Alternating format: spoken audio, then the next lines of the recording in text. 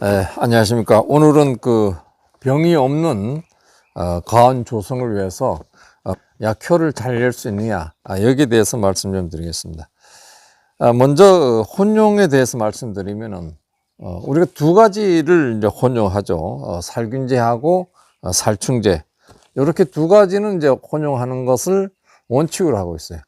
그런데 예로 이제 어떤 살충제는 혼용하면 안 된다, 이렇게 표현된 것도 있습니다. 그래서 혼용 여부 가부표라는 게 있는데 그래서 찾기도 어렵고 뭐 그렇습니다. 그래서 그러한 약제가 나올 때는 그런 표시를 안 되는 부분에 대해서 주의사항 해갖고 뭐는 안 된다는 식으로 나와 있기 때문에 그것을 안 된다는 것만 우리는 알아서 그거와 혼용하면 안 된다, 이렇게 말씀을 드리겠습니다.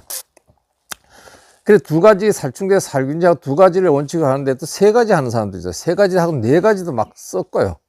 그래서 이제 농도 장애가 일어나는 경우도 있죠. 너무 혼탁해가지고.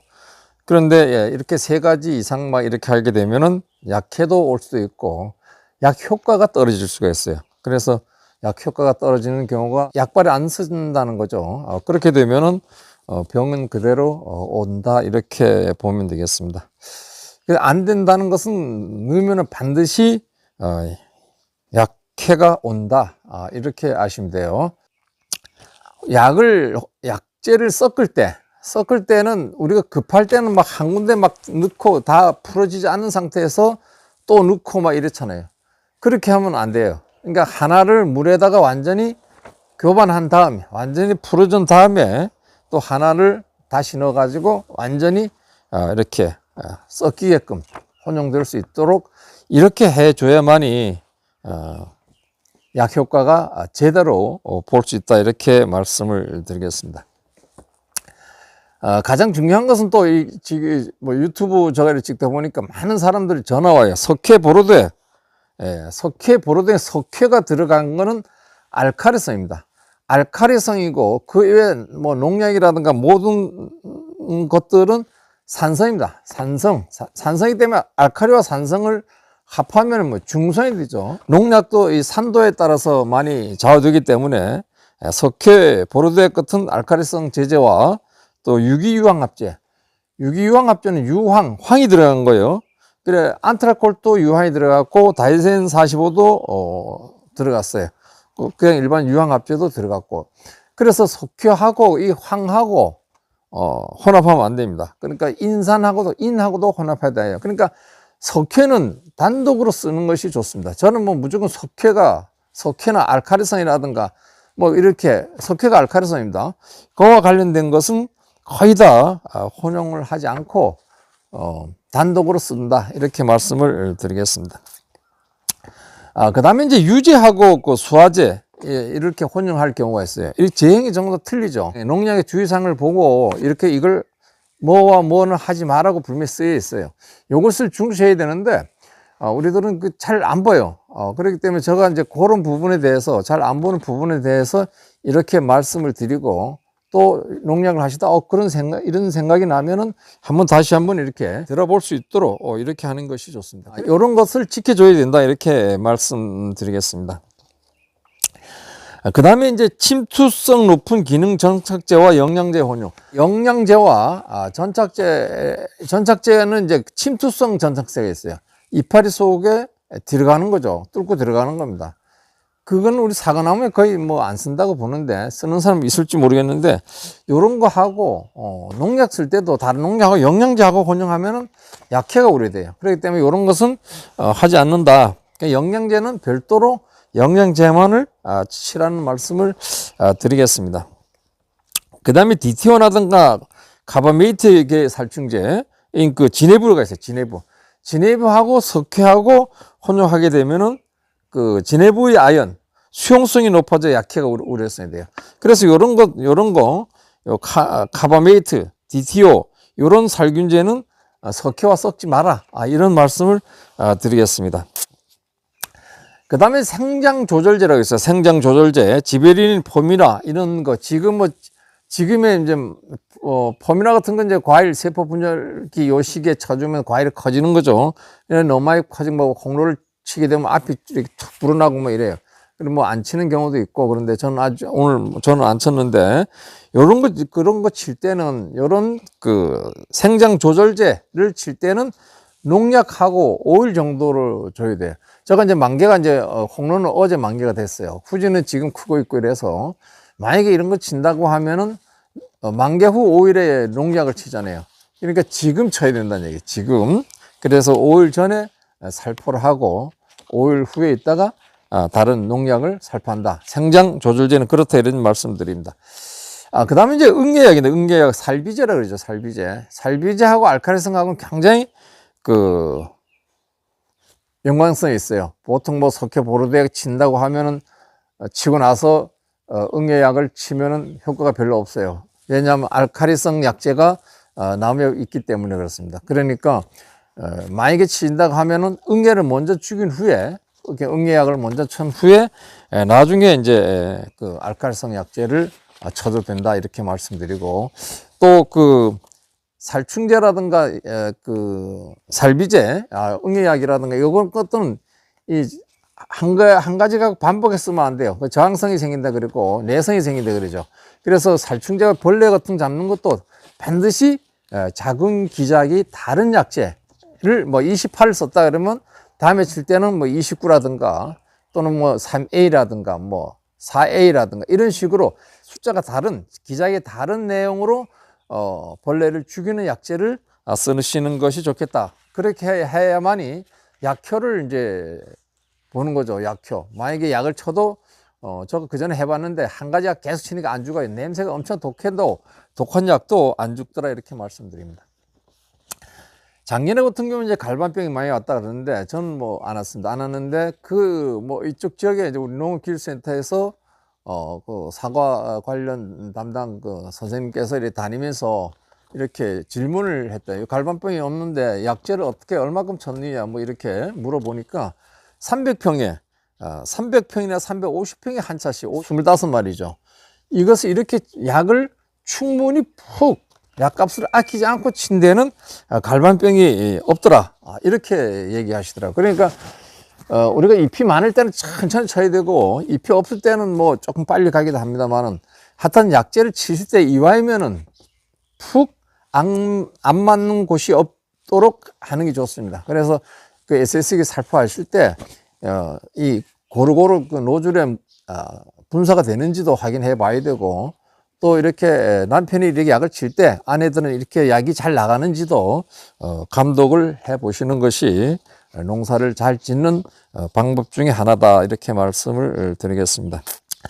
그 다음에 농약의 효과를 충분히 받기 위해서 물산도를 맞춰야 돼요. 그러니까 뭐 물이 이제 알칼리성이 뭐 석회암 지역이기 때문에 거의 다 알칼리성입니다. 그러니까 비가 왔을 때는 산성물이잖아요. 산성인데 물이 거의 말라갖고 이제 땅 속에서 나온 물이 나올 때는 알칼리성이래요. 그럼 알칼리성이면은 우리 농약은 산성을 기준했습니다. 6에서 6.5에 기준해서 만들었기 때문에 알칼리성하고 혼용하게 되면은 약효가 떨어져요. 약효가 떨어지기 때문에 그런 그 물을 산도를 조절해 줘야 된다, 이렇게 말씀드리겠습니다. 조절해주는 방법으로서 이제 빙초산, 목초계, 사과 식초, 요런 것을 넣게 되면은 이제 다운돼요. 그 빙초산을 넣으면은 막 4도까지 딱 쉽게 다운되는데, 목초계, 사과 식초, 요거는 15% 정도. 그러니까 7 정도 나간다 그러면 뭐 사과 식초 좀 이렇게 또는 목초계 넣으면은 15%니까 6.5 정도 나가요. 그러니까 저 같은 경우에 이제 빙초산은 또 다 하면 안 되잖아요. 살이 타기도 하고 막 이러니까. 그래서 저는 빙초산 안 쓰는데, 또 이거 보면은 또 빙초산 또 50% 이래갖고 물에 타가지고 이제 판매하는 것도 있어요. 그러니까 그런 것을 고려해서 사시든가, 저는 이제 목축액을 사놓고 있습니다. 그리고 처음에는 물에 산도를 막 맞추고 이렇게 해가지고 신경을 썼는데, 그 산도 이렇게 측정하는 기기가 뭐 만 얼마짜리인데 그건 몇 번 하다 보면 또 안 맞아요. 또 안 맞고 이래가지고 그냥 대충 저는 대충이라 하면 안 되겠다. 이렇게 그 사과 식초 뭐 2컵씩 정도 넣어가지고 저거 이제 어차피 산도가 높을 거니까 뭐 6.8도 나온다 해서 식초 넣어봤자 뭐 5.5도, 5.7도, 5.8, 6도 뭐 이렇게 되기 때문에 그 정도면은 될 것 같아요. 그래서 6에서 6.5 정도에 맞추면은 농약들이 거의 다 그렇습니다. 6에서 6.5 또는 7도 있어요. 농약도 뭐 그렇게 돼 있는데 그런 농약에 그런 산도 같은 것이 나와 있으니까 그게 맞춰서 물을 맞춰준다고 하면은 농약의 효과가 높아질 것이다. 이렇게 말씀드리겠습니다. 그 다음에 전착제 사용 제한입니다. 저는 전착제를 거의 안 씁니다. 안 쓰는데 무조건 농약방에 가 사면은 전착제를 다 주죠. 다 주는데 저는 뭐 안 씁니다. 그러니까 우리가 보통 쓸 때 비침투성 약제, 그러니까 약이 이파리 속으로 들어가지 않는, 다시 말해서 그냥 이파리 위에만 이렇게 묻는 것은 전착제를 쓰는 게 좋습니다. 고착제죠. 근데 육아기 때 고착제를 쓰게 되면은 동력 발생이 우려돼요. 그러니까 뭐 6월 이후에 저는 이제 전착제 쓸 때 비가 오니까 전착제 쓰는데 이 작용 기전이 다1이라든가 다2, 다3, 침투성 약제가 이파리 속으로 들어가는 약제, 침달성 뭐 이런 게 있습니다만 그 들어가는 거 약제는 저는 고착제를 안 씁니다. 그러니까 비가 언제쯤 온다 해서 그 들어가는 기간이 한 3, 4일 정도면 처음에 잘 많이 돼가고 나중에 천천히 조금씩 들어가겠죠. 그 들어가기만 하면 돼요. 그런데 그 전착제를 딱 그렇게 쳐가지고 들어가는 것까지도 수도시킬 수는 쓴다고 생각하면은 제가 그렇게 얘기하니까 이런 전착제 회사에서는 별로 좋아하네요. 그 이파리 속에 들어가려 하는데 고착제를 써가지고 이파리 속에 들어가지 못하게 하는 것은 안 좋다. 이렇게 쉽게 생각을 저는 이제 개인적으로 이렇게 생각을 하고 있습니다. 그래서 침투성 약제는 비침투성 약제 그럴 때는 어떤 그 전착제를 써야 되는지 그런 것도 우리는 쪽에 신경을 써야 된다. 그리고 약제를 치실 때 우리가 석회 보로대 같은 거는 습기가 있을 때 치면 안 돼요. 그러나 그 외의 모든 약제들은 습기는 없지만 아침에 기공이 열리는 시간이 아침 한 뭐 8시에서 한 10시 사이에요. 그때 치는 게 좋습니다. 기공이 문이 열려요. 열리고 더우면 또 공병세포가 입에 이렇게 공기가 들어가는데 이렇게 벌리고 있습니다. 그래서 그렇게 농약 살포 시기는 아침 저녁으로 하되 아침에 한 이슬이 없을 때 이슬이 있을 때 쳐도 되는데 아무래도 약하고 이슬이 그 양이 엄청나더라고 보니까요. 그 약의 그 밀도가 좀 떨어지죠. 농도가 좀 떨어질 수가 있어요. 그래서 이슬이 없을 때 농약을 살포하는 것이 좋겠다 이렇게 말씀을 드리겠습니다. 농약 혼용 순서인데 우리가 뭐 수화제, 입상 수화제, 뭐 액상, 유제, 액제 이렇게 하면은 못 외워요.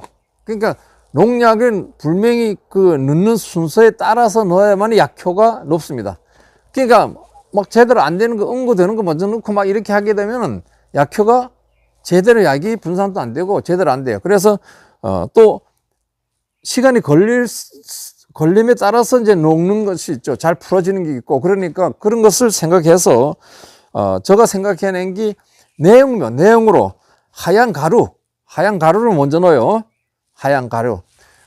약간 틀리게 어떤 돌가루, 뭐 커피 같은 알갱이를 먼저 넣으라는 사람도 있는데, 하얀 가루를 이제 먼저 넣고, 그 다음에 그게 알갱이로 된 거. 알갱이 된 게 있잖아요. 알타코아도 알갱이인가 뭐 그래요. 알갱이.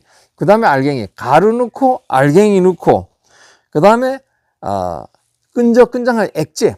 끈적끈적한 약을 넣는 거예요. 끈적끈적한 약 이렇게 부으면 쑥 나오지 않고 천천히 나오는 게 있어요. 이 끈적끈적한 거 넣고, 그 다음에 이제 유제를 넣습니다. 유제가 들어간다고 하면은 유제를 넣고, 그 다음에 하얀 약이 나와요. 쑥 부으면 물처럼 쫙 나오는 게 있잖아요. 하얗게 만들어진 거. 그런 하얀 물약 쑥 나오는 거. 그래 넣으면 돼요. 그래 외우기 쉽죠? 하얀 가루부터 먼저 넣고, 그 다음에 알갱이 넣고, 그 다음에 끈적끈적하는 거 넣고, 그 다음에 유제 넣고, 그 다음에 하얗게 나오는 거, 물처럼 이렇게 만들어진 거 있잖아요. 그거 넣고. 그렇게 외우면 쉬워요. 뭐, 어려울 거 없죠. 그런데 수화제, 입상수화제, 액상수화제, 액제, 유제, 뭐, 이렇게 하면 어렵습니다. 그러니까, 분명하게 하얀 가루, 알갱이, 그 다음에 끈적끈적한 거, 그 다음에 기름 유제, 그 다음에 하얀 이렇게 흐르는 물약. 요렇게만 외우시면은 좋겠다. 이렇게 말씀을 드립니다. 그 다음에 우리가 이 기후가 이제 변화됨에 따라서 우리가 약이 온도에 따라서 반감기라고 있어요. 그러니까 약을 쳤는데 막 뜨거워지면 약효가 확 떨어지는 거죠.